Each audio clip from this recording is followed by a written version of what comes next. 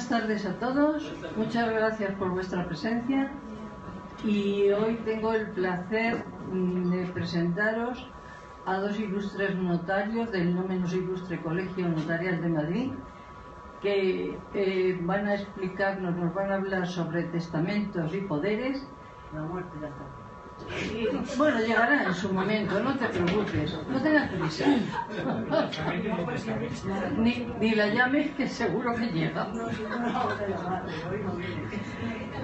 Entonces, ellos creo que están dispuestos a que cualquier duda que tengáis, cualquier cosa que queráis preguntarles, a que lo hagáis con entera libertad, porque tienen la gentileza de venir para asesorarnos, que falta nos hace.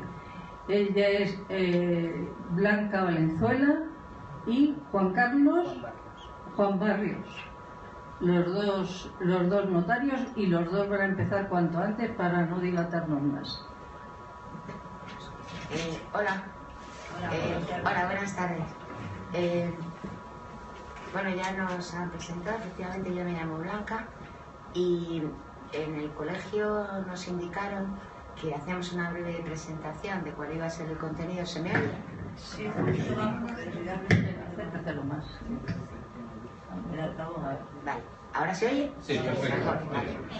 Pues que hiciéramos una breve presentación de cuál era el contenido y fundamentalmente pues que respondiéramos a sus preguntas o a las cosas que les puedan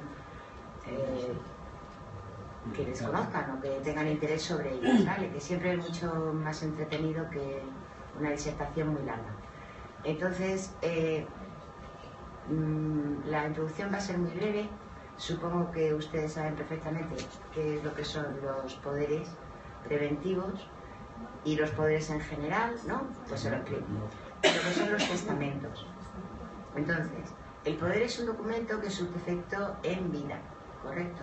Un poder, saben ustedes, que se da cuando alguien no puede asistir a una determinada operación, bien sea ante un notario, en un banco o en lo que sea. Eso se puede hacer por un acto concreto o se puede hacer con carácter general. Lo que los notarios llamamos un poder de ruina, que normalmente se le da a alguien en el que uno confía mucho. ¿Vale? Los poderes son siempre revocables. Cuando usted deje de confiar en la persona a la que le ha dado el poder, puede dejarlo sin efecto. Porque es un documento en el que efectivamente no es Santa Rita, sino que aquí lo que se da se quita. Usted le da la confianza a alguien y cuando no la tiene se la retira. Ese es el poder normal para funcionar por imposibilidad, porque alguien no puede desplazarse, porque no puede ir a Zaragoza o porque simplemente pues tiene gripe. Luego hay un poder especial que hace poco que se introdujo en nuestro derecho, que es el poder que llaman preventivo. Es el poder para el caso de que uno pierda sus facultades, ¿de acuerdo? Fundamentalmente las mentales, también pueden ser las físicas, pero las físicas siempre hay maneras de transporte y de cosas que no harían a lo mejor tan necesario el poder. Sin embargo, como cuando ustedes van a firmar cualquier documento ante un notario o en un banco o a realizar cualquier tipo de transacción, tienen que tener capacidad, si por lo que sea, por la edad o por una enfermedad o por un ictus o por cualquier cosa, sus facultades mentales se verán disminuidas o muy alteradas, no podrían firmar por ustedes mismos. Con lo cual se hace un poder diciendo, para el caso de que yo no esté en pleno ejercicio de mis facultades, autorizo a Pepe Pérez, que normalmente es mi hijo, mi marido o una persona muy allegada en la que usted tenga confianza, para que este poder que yo le doy con un montón de facultades pueda utilizarlo incluso aunque yo ya no las tenga. Requisito sine qua non es que lo tienen que hacer cuando todavía tienen las facultades. Por eso se llaman preventivos. Cuando uno ya está mal, ya no puede, porque el notario no le va a autorizar el poder. Vale. Bien. Es un poder que es útil, por una razón, porque evita muchas veces la necesidad de incapacitar a una persona. La incapacitación es un procedimiento judicial y es más costoso, es más lento y sobre todo puede provocar que durante un tiempo esté paralizada la vida patrimonial de la persona en cuestión, hasta que se le incapacite y se le nombre un tutor. Ese poder puede valer para evitar ese lapso de tiempo. E incluso puede durar aunque no se nombre tutor, Una vez que se nombre tutor, pues se nombra tutor, ese poder puede seguir vigente o se puede quitar. Y ya el representante sería el tutor, no el apoderado. ¿De acuerdo? Bien. Eso por lo que respecta a los poderes. Luego me preguntan, o nos preguntan y contestamos a dudas que les puedan suscitar. Esto es un documento que se hace en vida y que funciona y opera durante la vida del que lo da. A diferencia del testamento. El testamento, por supuesto, se hace en vida, porque si no, no se puede, pero surte efectos cuando una persona fallece. Mientras que no fallece, el poder, en eso sí coincide, y el testamento son revocables, se pueden cambiar y se pueden quitar. Y ustedes lo pueden cambiar por el que les dé la gana. Pero el testamento solo surte efectos cuando una persona muere. Bueno, pues si yo tengo a mis hijos, yo tengo a mi mujer o mi marido, y las cosas van a ir pues a la cosa natural, ¿para qué voy a hacer testamento? ¿Para qué voy a ir al notario? Pues por muchas razones. La primera, evita muchísimos trámites, ¿correcto? Que luego son más farragosos, más caros y más complicados. Segundo, es la manera de que ustedes puedan decidir qué quieren que pase con su patrimonio después de fallecer, porque si no la ley tiene unas previsiones, pero esas previsiones pueden no ajustarse a lo que ustedes quieren, tanto para favorecer a alguien, al cónyuge o a uno de los hijos, como para desfavorecer a alguien, o como para nombrar tutor de algún hijo o administrador de algunos bienes especiales. Eso solo se puede hacer si ustedes manifiestan la voluntad ante notario. No es porque seamos notarios, pero les insisto mucho que lo del papelín, lo del testamento hológrafo, por favor. ¿Vale? Primero, porque no están asesorados en el momento de hacerlo, y segundo, porque tiene que aparecer. Y tercero, porque hay que demostrar que ese testamento efectivamente lo lograron ustedes. Pero un testamento ante notario, pues es evidente que el que lo hizo, y además el notario juzga la capacidad y además puede aconsejar en una serie de montones de cuestiones que ahora le va a explicar mi compañero Juan cuando fue yo en detalle, que va a ser ya.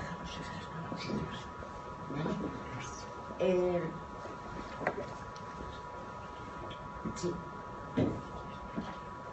¿Cómo se hace? Ya se lo he dicho, yendo a una notaría, a cualquiera, en España.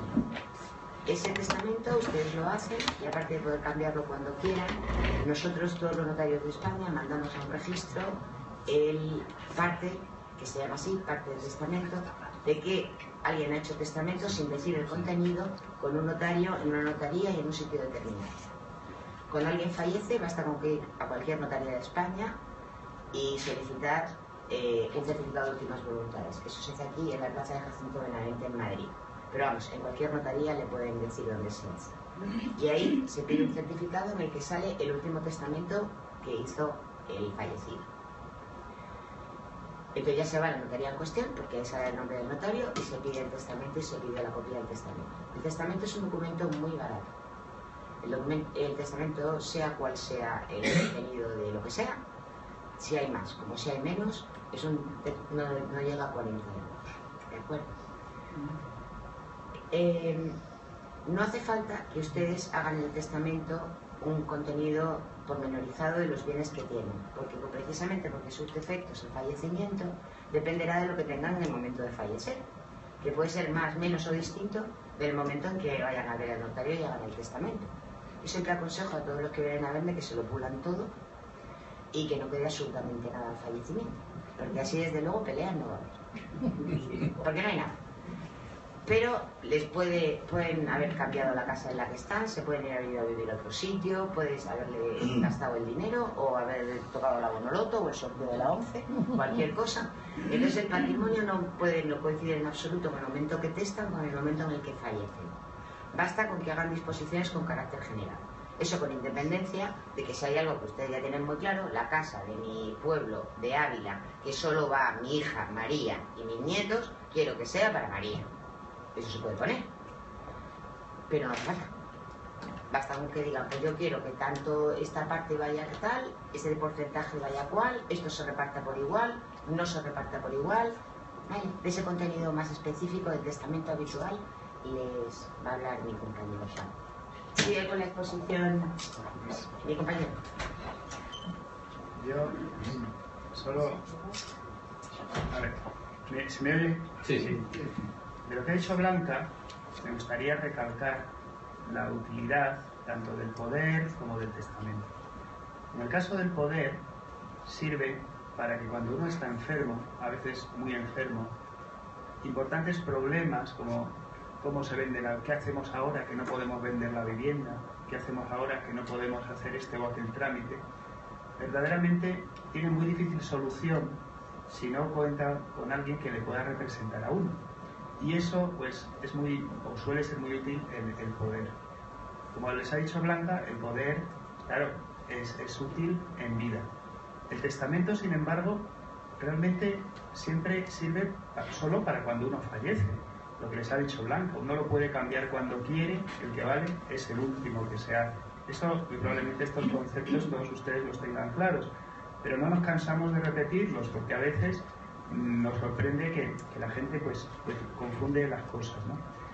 Muchas veces les parece que hacer testamento es o porque uno se va a morir o porque, como hago testamento a favor de mi sobrina, pues ya todo es de mi sobrina.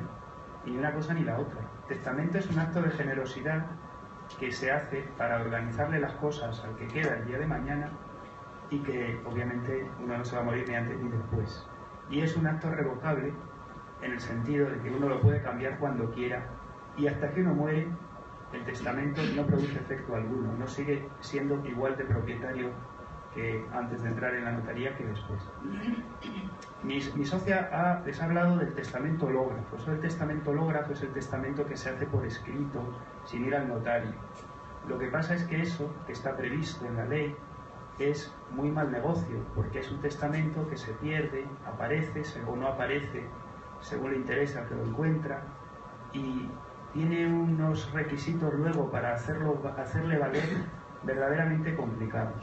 Entonces, en nuestro sistema, en España, los testamentos están muy, digamos, facilitados con la labor del notario. Los testamentos, como les ha dicho Blanca, se hacen muy fácilmente yendo a cualquier notaría directamente y por un precio pues muy razonable para lo que es un testamento y el tiempo que lleva y el asesoramiento que lleva. Entonces, el testamento, ¿y por qué tengo que hacer testamento? Si solo va a producir efectos cuando yo me muera, ¿no? Verdaderamente hacemos testamento porque nos importa los problemas que vayan a tener nuestras personas más cercanas el día que yo fallezca. Porque si a uno no le importa nada, no hay que hacer testamento. Entonces, ¿por qué realmente se hace testamento? Bueno, pues se hace testamento, en primer lugar, para facilitar los trámites, porque si una persona fallece sin testamento y tiene bienes, los herederos, los hijos, por ejemplo, vamos a suponer, tienen que hacer lo que se llama una declaración de herederos, que siempre es muchísimo más complicada y, por supuesto, más cara que si el testador hubiera hecho testamento. Digamos que el testamento se suple con la declaración de herederos. En segundo lugar, si no hay testamento, no quiere decir que no haya herederos. Siempre herederos hay, porque la ley prevé que cuando un señor no hace testamento, se sabe quiénes son sus herederos, ¿no? Hay un orden. Normalmente los herederos son los hijos, si no hay testamento. A falta de hijos, pues los padres. A falta de los padres ya hijos y padres, pues el cónyuge. Y ya si no hay ni hijos, ni padres, ni cónyuge, pues ya vienen los colaterales, ¿no? Los hermanos e incluso los sobrinos, ¿no? Que no hay ninguno de esos, pues heredan está bien. Eso es si no hay testamento, ¿no? Pero habiendo testamento, en el testamento de lo que se trata, lo más importante que se dice en el testamento es quién quiero yo que sea mi heredero, ¿no? Entonces ahí hay amplia libertad, con unos límites que ahora vamos a decir son las legítimas. Si hay hijos, los hijos tienen derecho a una parte de la herencia, por ley, ¿no? En nuestro sistema, en derecho en Madrid, pues son 2/3 de la herencia que van para los hijos. Si estoy casado, mi mujer pues tendrá derecho a una pequeña parte en usufructo de la herencia, ¿no? Pero si a lo mejor no estoy casado, no tengo hijos, pues tengo mayor libertad de testar.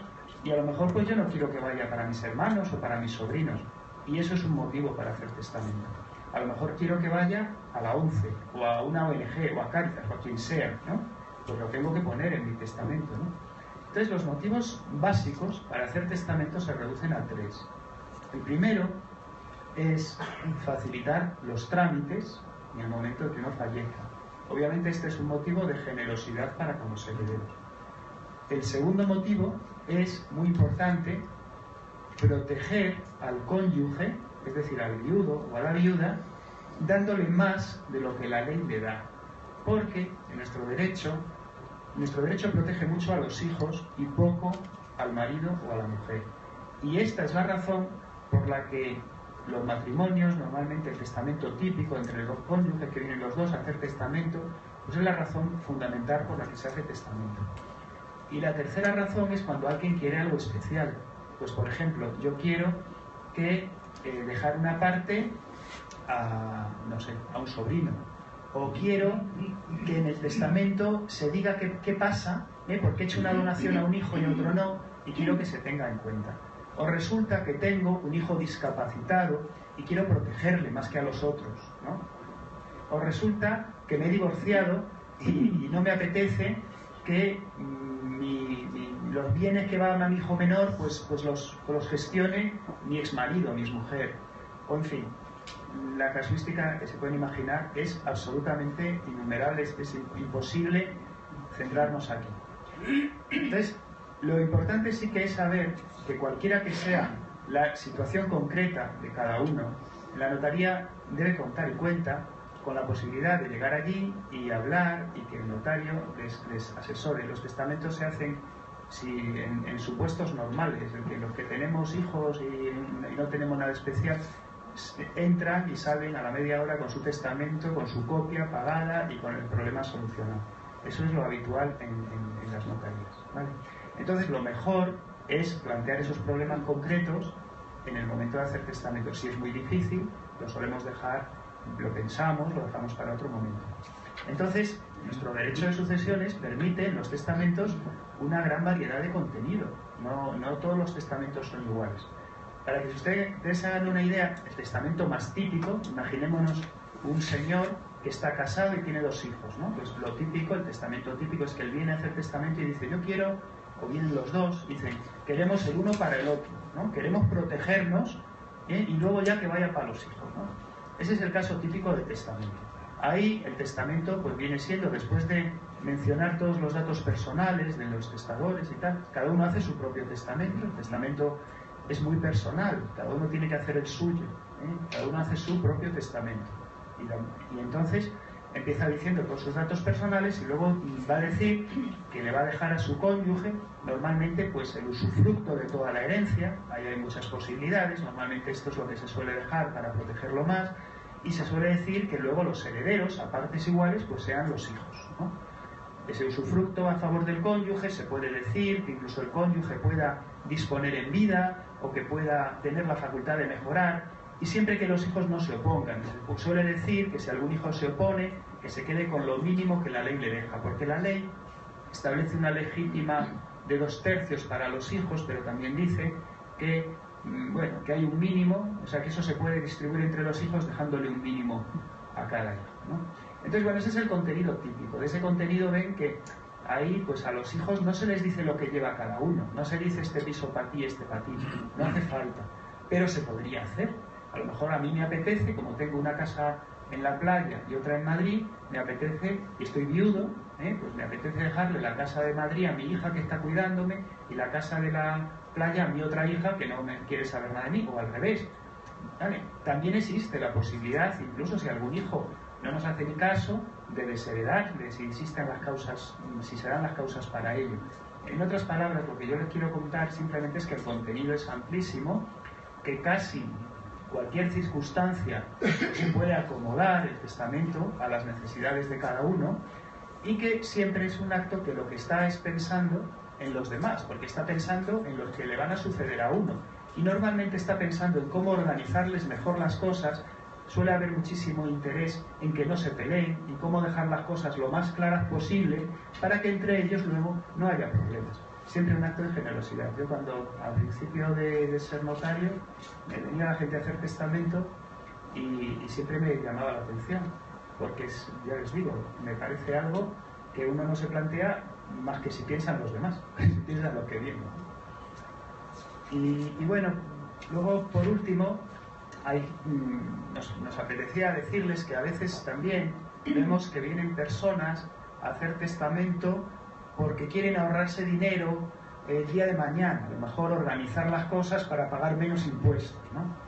Y bueno, eso es difícil porque las herencias pues tributan, hay que pagar impuestos, ya haya testamento o no haya testamento, ¿no? A lo mejor sí que hay que saber que, bueno, si yo se lo dejo a un hijo, pues paga menos que si se lo dejo a un sobrino, ¿no? Pero bueno, muchas veces los impuestos no son la razón por la que uno le deja algo a un sobrino, ¿no? Lo que sí hay que plantear es, o quitarse de la cabeza, eso de que como en Madrid las donaciones son gratis, en vida, pues lo puedo dejar en vida para que luego sea más fácil. Y realmente, pues hombre, las donaciones no son gratis, porque cualquier cosa que usted, en cualquier donación, igual que en cualquier compraventa, siempre hay que considerar los impuestos que cobra el Estado, los que cobra la comunidad autónoma y los que cobra el ayuntamiento. Y en Madrid los que están mejor son los que cobra la comunidad autónoma, pero el ayuntamiento sigue cobrando y el Estado también. Con lo cual, antes de hacer cualquier cosa, también les digo que conviene asesorarse. No estamos aquí ahora como para empezar a hablar de impuestos, pero sí que la idea esta han de tenerla clara. El testamento normalmente no se hace para ahorrar impuestos, ¿no? Se hace para ordenar un poquito las cosas, para proteger al que más quiere uno proteger, o para solucionar o intentar solucionar problemas concretos en los casos como los que les he dicho. Yo creo que hasta aquí, ¿no, Blanca? Hasta aquí de momento.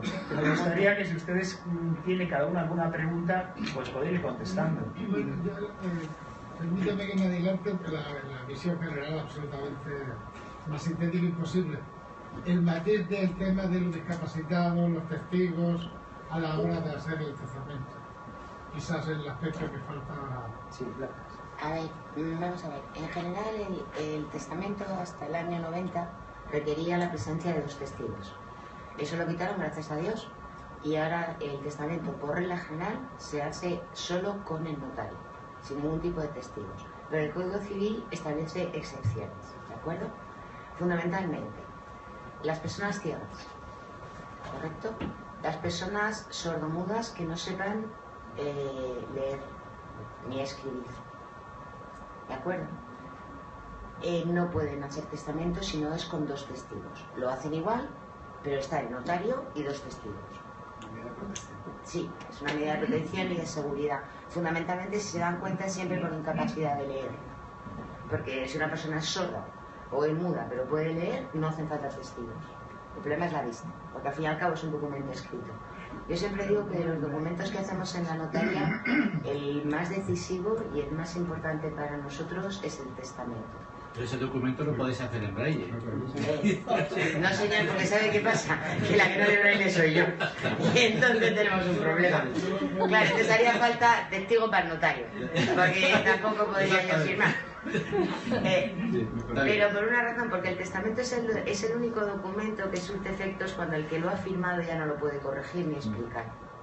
Si ustedes firman conmigo una escritura de compraventa y hay algún error, pueden venir y decir, oye, que Blanca, que me he equivocado, que donde dije esto, que en realidad era esto. Pero el testamento no, porque por definición cuando va a surtir efectos, la persona que lo firmó conmigo ya no está. Entonces por eso es tan importantísimo que quede bien redactado, que quede claro, porque al muerto ya no se le puede preguntar. Vale. Y otra cosa, hay que estar con plena capacidad mental. De acuerdo, una persona que tenga disminuida su capacidad mental no puede firmar testamento. Tiene que saber qué es lo que hace. Bien es cierto que no se pide la misma capacidad, o los notarios lo juzgamos porque es responsabilidad nuestra para un determinado tipo de testamento que otro. Y ese señor me dice que quiere desheredar a todos sus hijos, a su mujer, a toda su familia, y que se lo quiere dejar a su perro, pues entonces, que por cierto en España no se puede, aunque lo vean en las películas, no se le puede dejar nada al perro ni al gato. No, en España no. En América no sé si hacen cosas raras, pero aquí no. Bueno, pues entonces, claro, la capacidad me la tengo que mirar muy mucho. Sin embargo, si un señor viene, una señora viene y pues está la mujer mala o está enferma, pero está claro, no, yo es que quiero que vayan mis hijos por partes iguales, ya mi marido, pues indudablemente son sentimientos naturales. Al final eso siempre depende del criterio del notario, ¿correcto? Que aprecie que la persona sabe lo que hace y por qué lo hace. Solo una cosa... Los testigos tienen que ser de fuera de la notaría o pueden... Sí, señor. bien. No pueden ser. Es decir, no puede ser ningún trabajador en la notaría. No, el pilar de notario no puede ser. Si tú le dejas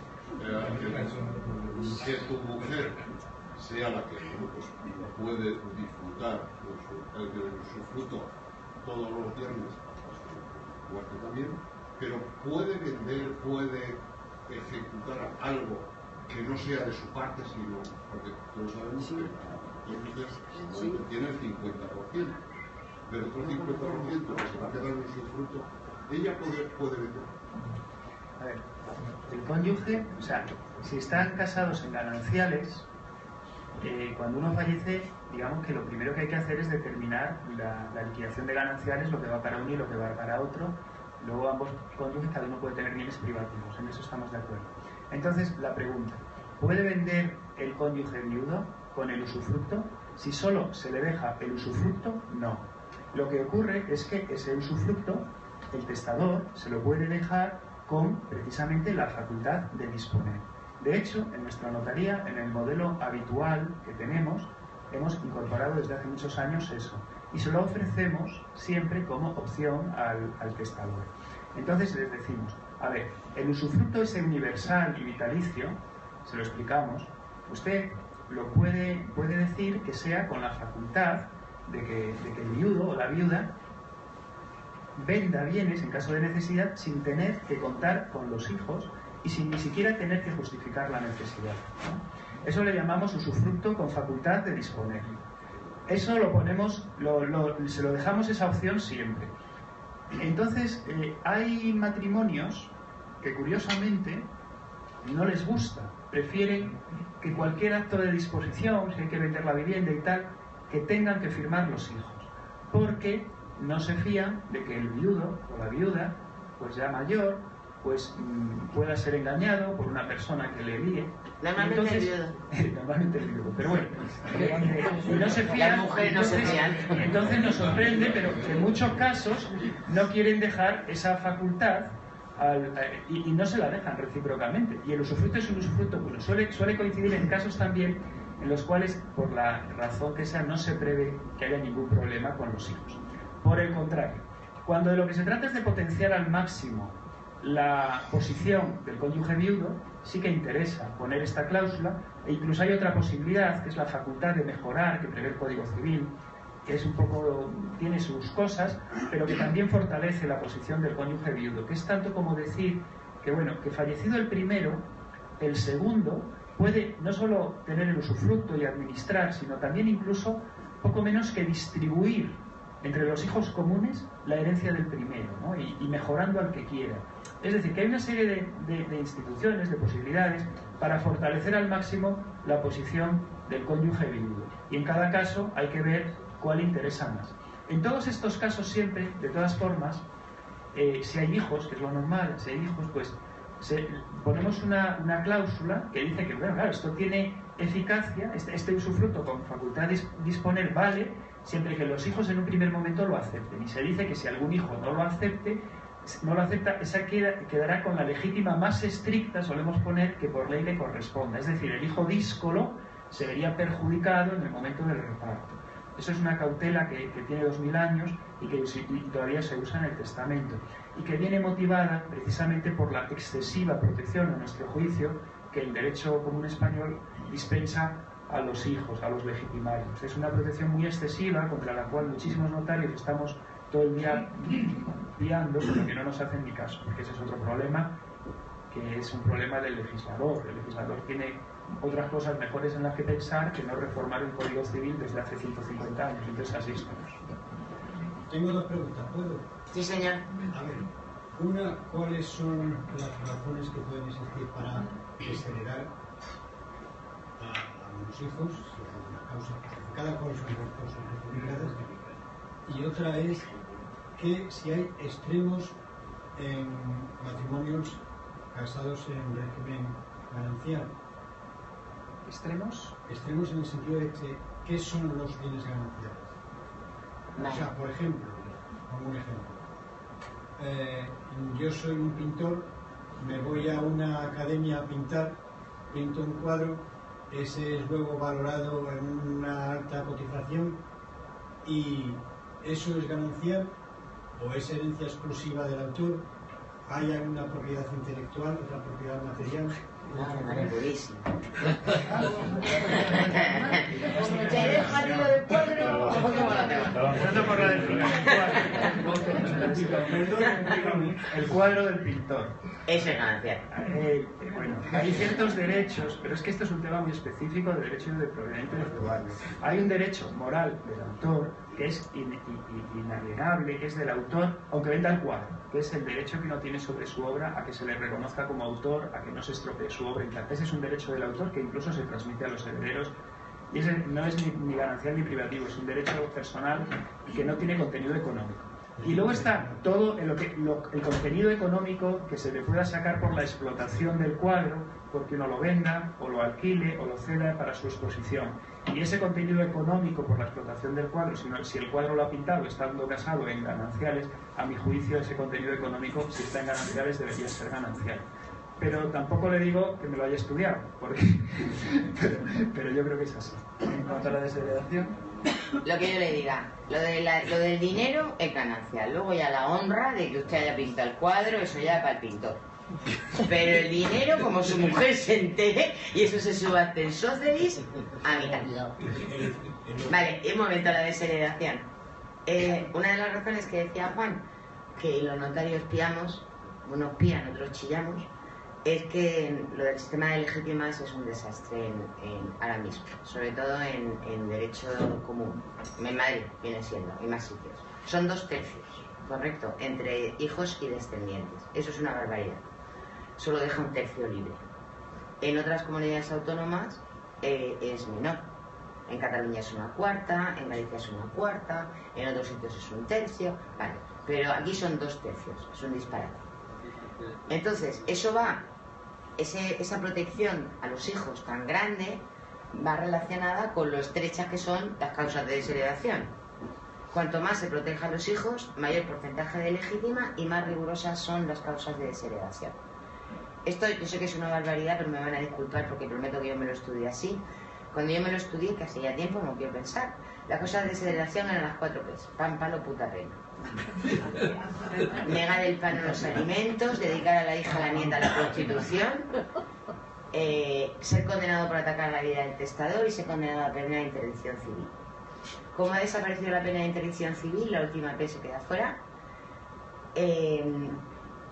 Lo de la prostitución también se acabó, tampoco lo han quitado. Y ahora solo hay 2, el pan y el palo. Entonces, es que tienes que haber maltratado físicamente de obra, de injurias graves o haber negado los alimentos. al final es maltrato. Exactamente. ¿Qué pasa? Que eso ya, como no se sabe por dónde cogerlo, al final hay una sentencia del Supremo que ha habido un par de ellas diciendo que se equipara el maltrato psicológico al maltrato físico. Pero claro, el maltrato psicológico, pues el testador tiene que alegar, muchas veces no se alega eso, simplemente es que no hay relación, que no saben dónde están, que no tienen contacto ninguno, que ni siquiera saben si tienen nietos, que ni siquiera saben dónde está el hijo, si vive o si no. Pero esa especie de desafecto, de desapego, no es causa bastante para desheredar todavía en España. El testador tiene que decir que eso le está provocando un sufrimiento psicológico horroroso y que por eso lo deshereda. Y confiar en que no sea impugnada la causa de desheredación. ¿Vale? Porque es muy complicado. Muy complicado. Y desheredar a un hijo, además, si desheredas al hijo con todos los motivos del mundo mundial porque te ha pegado, resulta que si tiene hijos, se lleva la parte del desheredado. O sea, no vale con desheredar al hijo. Como ese hijo tenga a su vez hijos, que son nietos de ustedes, esa parte es importantísima. Porque no se ve que deshereda al hijo y deshereda a toda la rama. Como si dijéramos, bueno, los hijos llevan la parte del padre en la desheredación. Y si son menores no se les puede desheredar. Y además para desheredarles tendría que haber incurrido en la misma causa que el padre. Desheredar en España es complicadísimo. Tenemos a veces el problema de personas que hace 40 años que han dejado de ver a un hijo o hija que se fue al extranjero. Obviamente lo quieren desheredar, pero no saben si tiene nietos y tampoco saben si los que tiene son menores de edad.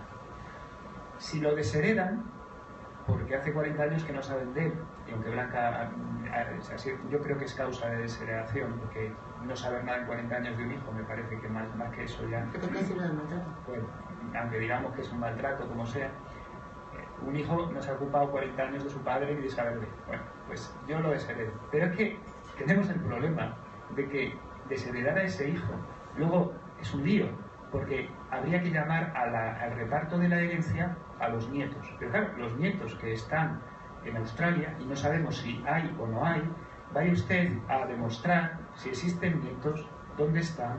O sea, es un follón esa desheredación. Y bueno, ahí también a veces es casi mejor no mencionar a los hijos de esos que desheredarlos. Desgraciadamente. Una pregunta, Lo que yo le he dicho. Una pregunta de contenido simple. El documento original del testamento queda en un departamento, en un ente registrado. Lo guardamos los notarios. Lo guarda el notario. Lo guarda el notario. ¿Y solo se paga una única vez o la custodia de ese testamento requiere...? No, usted paga cuando lo hace. Y luego cuando va a pedir la copia, una vez fallecido el señor, hay que pedir la copia y se paga por la copia del testamento.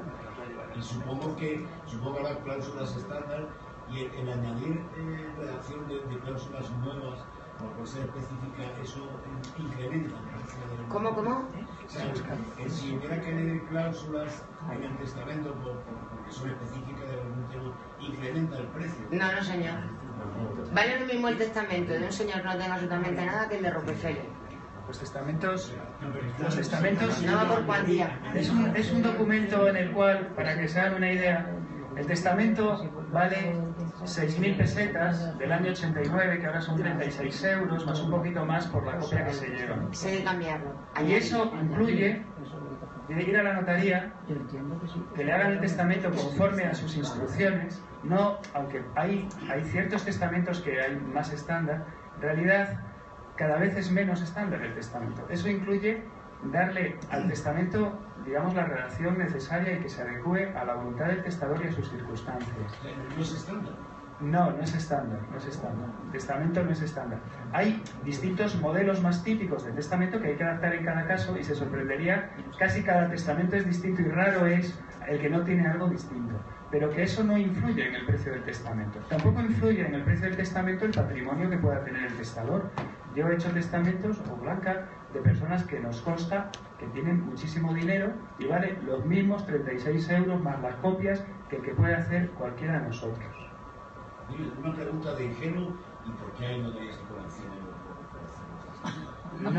No hay notarías que cobran 100 euros. Lo que hay son gestorías que cobran 100 o 150 euros por llevar a un señor a que haga un testamento en la notaría por 36 euros. Por 36. Y el gestor muchas veces se lleva más dinero de lo que le cobra el notario. Si usted se va a la notaría con su carnet de identidad en la mano, le digo yo que no hay notaría en Madrid que le cobre a usted más de lo que yo le digo. Al final el testamento sale por unos 40 y tantos euros. 38 con... Pero lleva IVA, o sea, con el IVA 40 y tantos. ¿Modificar el testamento es un testamento nuevo? Sí, señor. Sí. Conlleva Otros 40 y tantos euros. Eso es lo mismo que cuando usted se come una pizza un viernes, si se come otra pizza el otro viernes, pues le cuesta los mismos 30 euros. Una pizza con aperitivo.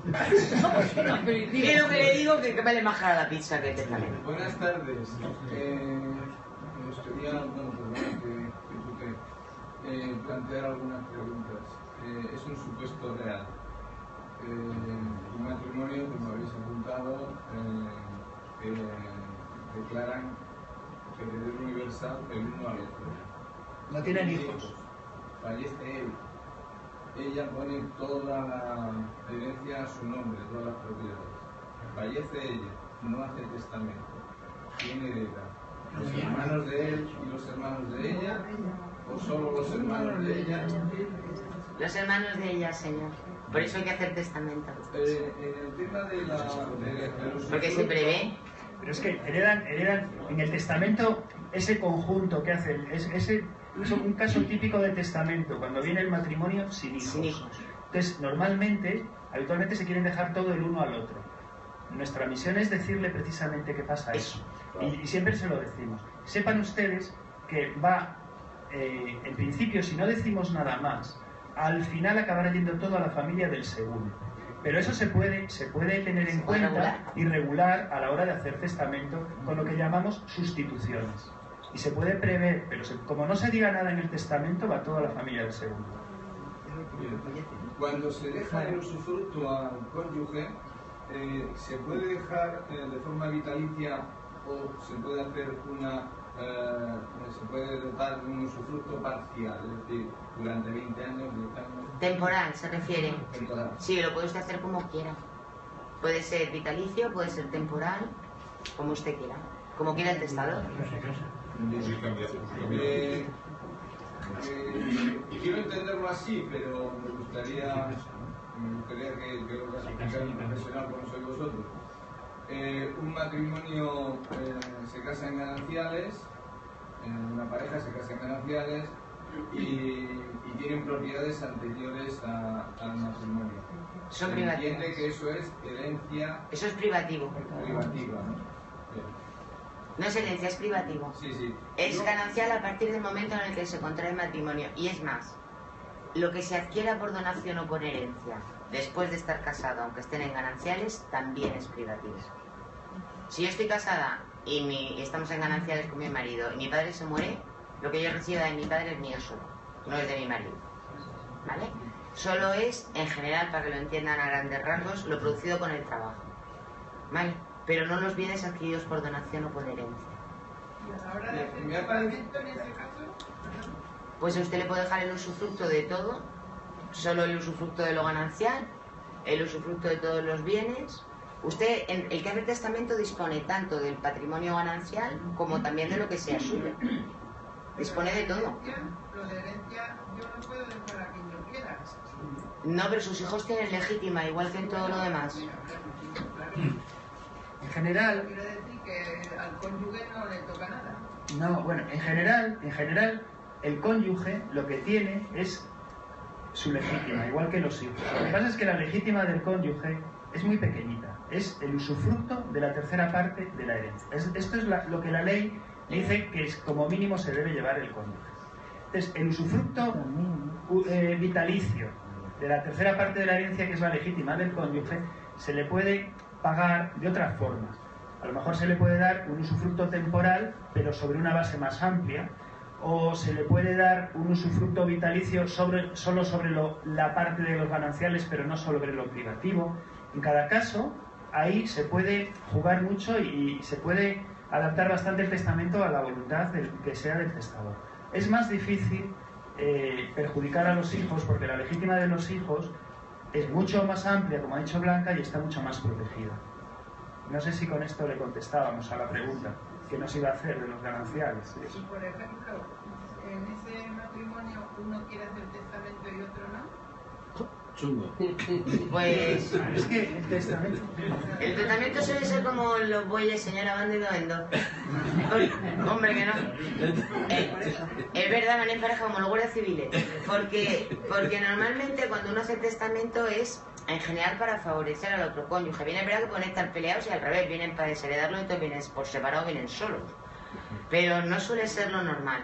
Y claro, el que no hace testamento pues sabe que está protegiendo menos a su cónyuge a lo mejor, o no, que el que va a hacer testamento. O sea, que también se puede hacer testamento, pero lo importante, para que lo tengamos claro, es que cada uno hace su propio testamento, cada uno lo cambia cuando quiere, y aunque es lo habitual que los dos cónyuges vayan de la mano a hacer testamento, porque la idea es protegerse el uno al otro, también es igualmente frecuente que venga un cónyuge que lo que quiere es dejarle lo mínimo posible a su marido porque le está fastidiando. O sea, que también pasa, y cada vez más. O sea, que yo puedo Sí. hacer un testamento yo por mi cuenta. Sí, señora. Sí, es que eso, por supuesto, es que el testamento suyo es de usted y nada más que de usted. Y usted puede ir al testamento... ¿Yo para mi marido? ¿Perdón? Si no, no le llamamos señora. Sin que lo sepa su marido. No sin que- avisamos a nadie. Y sin que lo sepa nadie. Y es más, lo puede hacer con su marido e ir a cambiarlo el día siguiente sin que lo sepas. Sí, tú no des idea. No des idea que eso no está bien, señora, no le haga caso a mi socio. Eso no está bien. Los testamentos que quedan, digamos, por otro Nuevo Testamento, ¿qué pasa? Los testamentos que quedan... Perdón, un segundo, está una señora aquí. Pilar, venga, que los testamentos que se hacen y luego lo cambian, el testamento que queda es el que vale es el último. El último, pero el otro no sale para nada nunca. Sale en el certificado que es explicado de actos de última voluntad, salen todos los testamentos que ha otorgado una persona. ¿Vale? O sea, sale que ha hecho varios. Sale la lista. Y el que vale es el último. Sale la lista, pero la lista que sale es una lista que dice: ha hecho testamento tal día en tal notario. No el contenido. No sale el contenido. El contenido luego es el que está en la notaría. Y normalmente los notarios, la copia autorizada, la copia que vale del testamento, la damos, aunque no tendría por qué ser así, se suele dar siempre a los herederos que vienen a pedir la copia del testamento y se les da la copia del último que hay allí. Vale. Aunque no se haya hecho allí, primero tiene que pedirla. No, la copia hay que pedirla en el notario, que en ese momento lleva en custodia el protocolo del notario que hizo el testamento. Pero eso usted está muy organizado. Pero eso usted a cualquier notaría. Y entonces dice, a ver, mire, ¿qué tal? Y dice, no, el testamento lo hizo mi padre, por ejemplo, en una notaría de Vigo. Pongamos por caso. Nosotros se lo pedimos. Pues se lo pedimos a Vigo. Desde la notaría de Madrid se lo pedimos al notario de Vigo. Y si ha sido en Madrid y en dos notarías... También. Igual. ¿Y si no se sabe dónde lo hizo? Pero, se tiene que saber porque sale en el registro general de... Tiene que pedir las voluntades, ¿no? Exacto, últimas voluntades. Primero lo primero. Sí. A ver, que llevo 5 minutos levantado. Bueno, a ver, una preguntita un poco global, porque perdonad que antes que nada agradeceros toda vuestra intervención y ahora os voy a poner un poco de más jaleo del que creo. A ver, hasta ahora os habéis estado refiriendo, y también como decía Antonio, perdonad por el puteo, pero os queremos tanto ya por todo lo que nos habéis contado, hasta después ya. Todo el rato hemos estado hablando de cónyuges, ¿vale? Pero existe la figura de la cuestión que ahora está tan de moda, que es la pareja de hecho. El tema de la pareja de hecho, me gustaría que nos comentarais algunas cuestiones diferenciadoras, si es que las hay, con respecto a los cónyuges. Si es que las hay. Yo, lo primero que hay que hacer es casarse. Hombre, pues eso, ¿no? Que se lo digo yo. ¿Cuánto me quita? Yo todo el que entra en la notaría le digo que se case.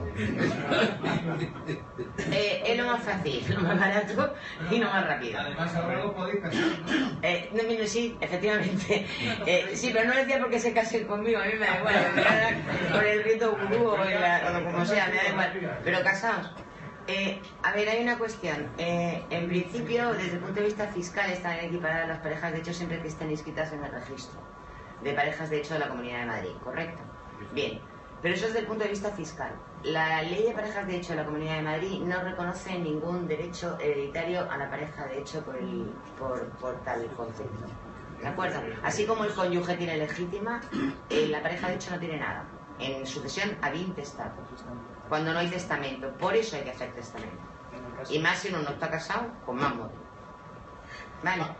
Tampoco hay mucha diferencia, porque si está casado y no hace testamento, el cónyuge se va a llevar el usufructo de un tercio, que es bastante poco. Pero hay que hacer testamento. Y desde luego no tiene ningún derecho la pareja de hecho. Pero sobre todo en la intestada. O sea, a eso me refiero, sin testamento. No, o sea, si uno no hace testamento y, por ejemplo, tiene una pareja de hecho y tiene hijos, pues su pareja de hecho no va a llevar ni siquiera el usufructo de un tercio, que en otro caso de estar casados tendría. Pero bueno, es lo que dice Blanca, al fin y al cabo es de llevar el usufructo de un tercio o no llevar. El problema es cuando uno está conviviendo con una pareja de hecho y resulta que no tiene hijos, no tiene padre, pero tiene hermanos y no hace testamento. Pues muy mal, porque el testamento ahí era la forma de... Muy mal si quiere que herede la pareja de hecho, porque de otra forma es que no va a llevarse nada la pareja de hecho. En la sucesión intestada ni siquiera se menciona. Entonces, la equiparación entre parejas de hecho y matrimonios es prácticamente en nuestra legislación total, excepto en el ámbito sucesorio. Y por eso es tan importante tener en cuenta esto a la hora y hacer testamento para regularlo si uno quiere proteger a su pareja de hecho.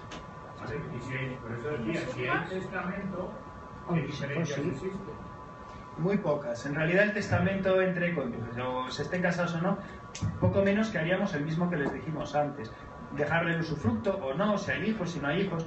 Pero vamos, habiendo testamento, la diferencia entre un testamento, entre un matrimonio que se quiere proteger o un testamento entre una pareja, de hecho, que se quiere proteger, no han de ser relevantes. Ojo, que desde el punto de vista fiscal, que sí que hay están equiparados, pero siempre que estén inscritos en la Comunidad de Madrid, porque sabes que la gente se cree que pareja de hecho es que llevo 20 años viviendo con mi pareja. Hay que inscribirse. Ahí estamos. Por eso no hay que casarse. Pues perdone, ¿sabe lo que le digo? Que están dando lista de espera para 6 meses. En la parroquia de mi pueblo se lo dan en 2 minutos y le casa a alguien. O sea, es muchas veces más trabajoso inscribirse en el registro de pareja de hechos que casarse en el juzgado.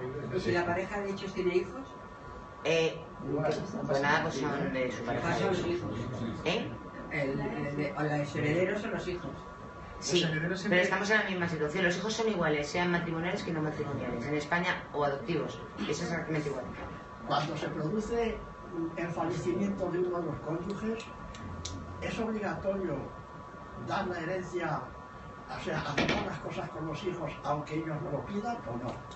¿Cómo? Perdón, darle la herencia aunque Sí, ellos la no... parte de los hijos de la legítima. O sea, usted quiere decir, fallece el primero del matrimonio, ¿no? ¿Qué se hace?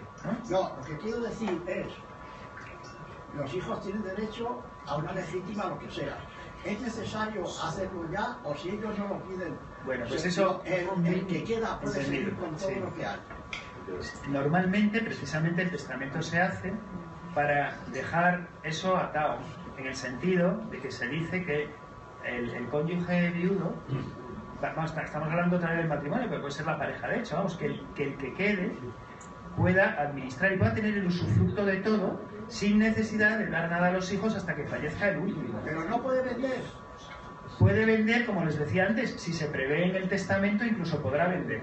El problema es qué pasa si uno de los hijos o los hijos no aceptan eso, porque no tienen por qué aceptar, porque ese tipo de cláusulas en principio perjudican su legítima, porque son gravámenes sobre la legítima, que es otra forma de proteger la legítima de nuestro derecho. Ya no es que sea la legítima 2/3, es que está muy protegida por distintas formas, y una de ellas es que no cabe gravar la legítima.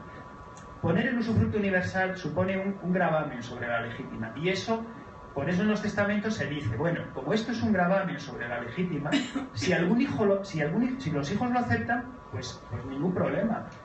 Pero si los hijos no lo aceptan, o uno no lo acepta, se suele decir que a ese se le pueda pagar en ese momento, incluso en dinero, su parte, que sería la legítima más estricta, lo mínimo. Para que se hagan una idea, si uno tiene tres hijos, y hay uno que no acepta el contenido del testamento, ese hijo tiene derecho a llevarse la 9ª parte de la herencia y se le podría pagar en dinero. Esa es la legítima estricta que se llama. Si son 5 hijos, pues tendría derecho a una 15ª parte de la herencia, y así. Yo tengo una pregunta. Evidentemente... Ay, ¿qué pregunta? Bueno, yo hice testamento y mi esposa juntos hace 50 años.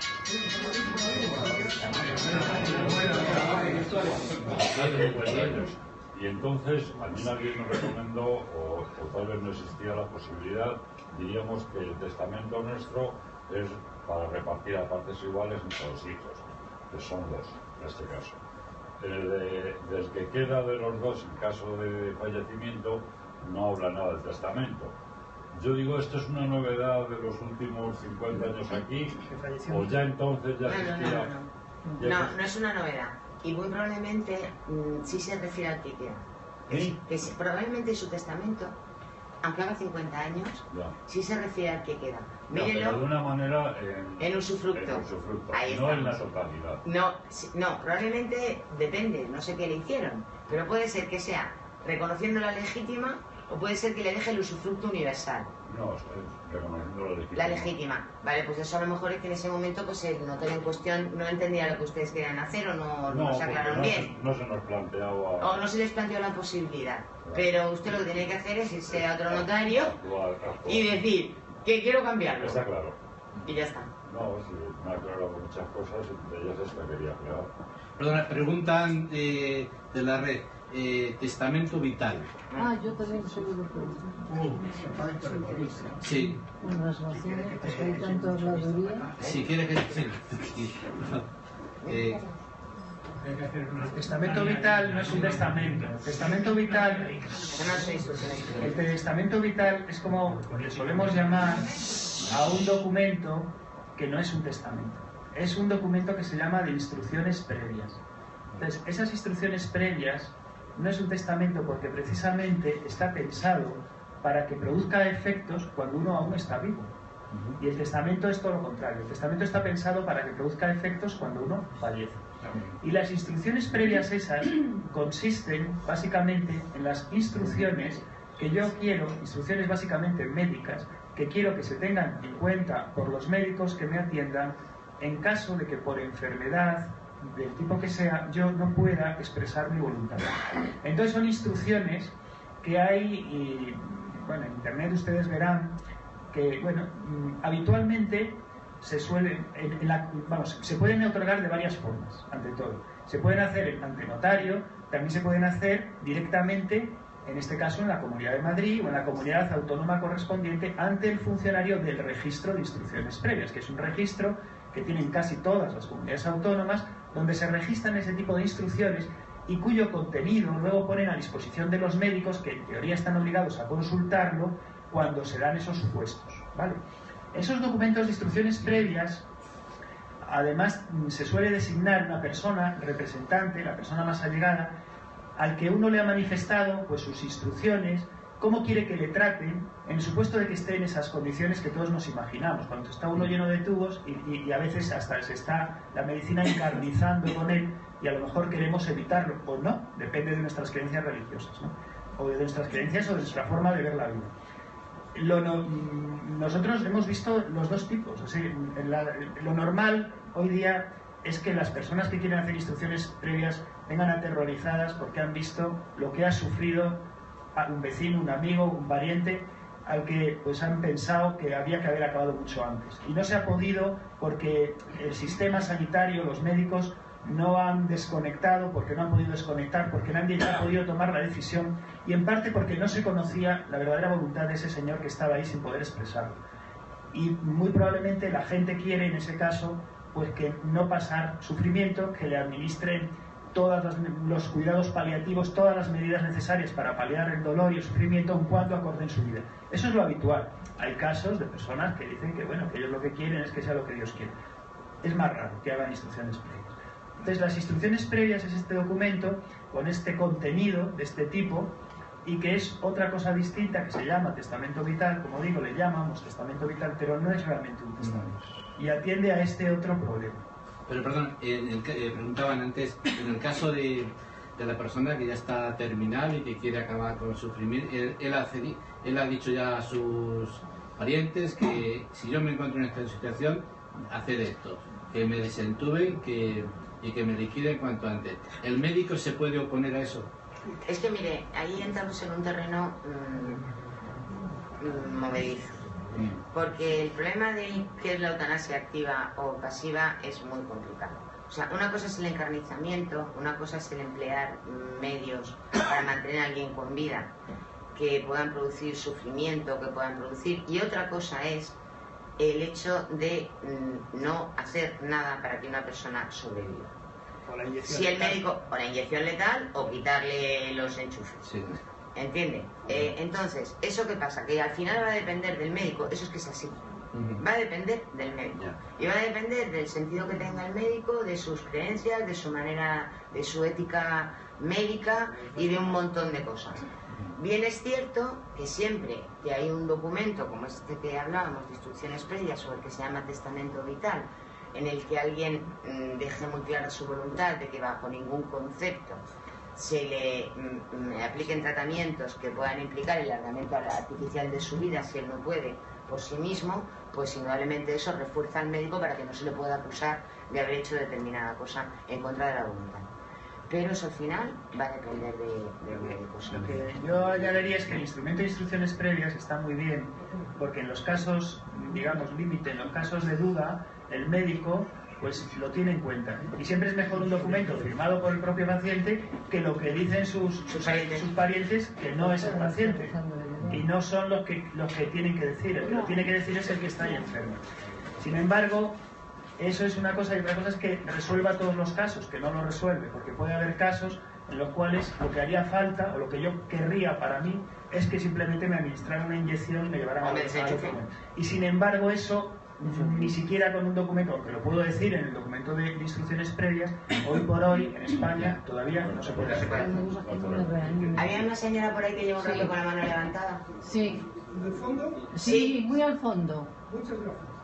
En el caso de que, digamos, tengas un hijo ludópata con nietos, ¿se puede puntear al hijo de alguna forma? Interesante. A veces, cuando se nos plantea ese caso, que ha pasado más de una vez, lo que se intenta es dejarle al hijo cosas que no se pueda gastar. No, es verdad. Por ejemplo, el derecho de uso sobre la vivienda, que además ni siquiera es embargable, a diferencia del usufructo, el uso de habitación, sobre la casa, para que tenga siempre un techo donde cobijarse. Y dejar lo que puede ser, o incluso la obligación de pagar una pensión periódica a cargo de otro heredero, de un hermano, que le pueda mantener y darle una cantidad lo suficiente como para que pueda vivir, pero sin que tenga una gran cantidad de dinero a su disposición para que se lo queme o se lo pula en un mes y luego se quede sin ningún recurso. Y en ese caso mejorar, dejar su parte a los nietos de ese hijo ludópata, ¿correcto? Y sí, y establecer que la administración no la tenga el padre, sino que la tenga otro hijo u otra persona de la que confíen, para que no administre mal los bienes de los nietos. Y sobre todo lo que sea dejar cosas en proindiviso con hermanos, pues supone que no las va a poder vender, porque va a tener que contar con el consentimiento del resto de los coherederos. Correcto. Hay muchísimas maneras de afrontar. Otras razones, ¿no? ¿Perdón? Que puede ser por ludopatía, drogadicción, que está en... Sí, no, por cualquier motivo en el que usted considere que esa persona no va a administrar su patrimonio al que herede con cabeza. Ese tipo de problemas se dan frecuentemente, y entonces hay que atender, ver lo que quiere el testador, ¿no? Entonces, el testador habitualmente, muy probablemente quiera proteger a ese hijo sin dejarle gastar, que son todos estos remedios que les ha comentado Blanca. Otras veces lo que quiere el testador directamente es desheredarle. Sí. Entonces depende lo que cada uno quiera. Hay instituciones, hay formas de afrontar estos problemas. Pero hay que hacer testamento. Desheredarle, pero si hay nietos, pues que Sí, se puede dejar a los nietos. Pues se puede dejar a los nietos y que no lo administre el padre. Hay muchas formas de hacerlo. Topamos con los límites de la legítima y lo que hay que ver es cómo intentamos sortear esos límites, pero siempre haciendo testamento. Todo eso se arregla con el testamento, y el testamento requiere adaptar a las circunstancias de cada caso. Y para eso hay que ir a la notaría, hablar con el notario y hacer el testamento más adecuado. Preguntaba, perdona, por ahí también por la red, el caso de un matrimonio con hijos, alguno de ellos con discapacidad, ¿tiene algún beneficio el tema este a la hora del testamento? ¿Cómo a la hora del testamento? No, que si hay algún tipo de ventajas fiscales o que si conocemos algo de Sí, eso. en los impuestos hay ventajas según la discapacidad y el grado de discapacidad. Hay ventajas fiscales a la hora de pagar los impuestos, pero no es tanto en el testamento como en la herencia. Es decir, cuando fallezca el testador y se adjudique. Y luego lo que sí tiene la gente, que lo ha comentado antes Juan, es a que normalmente a ese hijo casi todos los padres intentan protegerlo más, ¿correcto? Y para eso hay un amplio abanico de posibilidades. Pero siempre en testamento. Ya. Claro, vale. Gracias. Muy bien. Muchas gracias. Vale, ya estoy en el montón. Sí, ya. Bueno.